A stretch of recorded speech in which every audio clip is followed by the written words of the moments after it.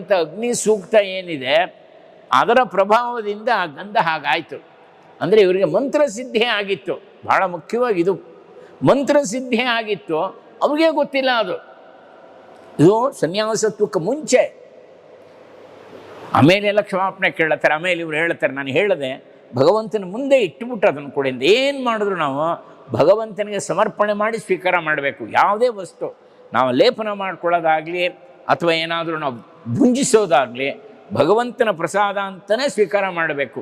ಈ ಸಂದೇಶ ಅವರ ಜೀವನದಲ್ಲಿ ನೋಡ್ತೀವಿ. ಸುಧೀಂದ್ರ ತೀರ್ಥರು ಒಂದು ದಿವಸ ಕರೀತಾರೆ, ವೆಂಕಟನಾಥ ಕೂತಿದ್ದಾರೆ ಪೀಠದಲ್ಲಿ, ನೋಡಪ್ಪ ನಾನಿನ್ನು 2 ವರ್ಷದ ಮೇಲೆ ಇರಲ್ಲ, ನನಗೆ ಸ್ವಪ್ನದಲ್ಲಿ ನಿಜವಾಗ್ಲೂ ಕೂಡ ರಾಮಚಂದ್ರನ ಆದೇಶ ಆಯಿತು, ಮೂಲ ರಾಮನ ಆದೇಶ ಆಗಿದೆ.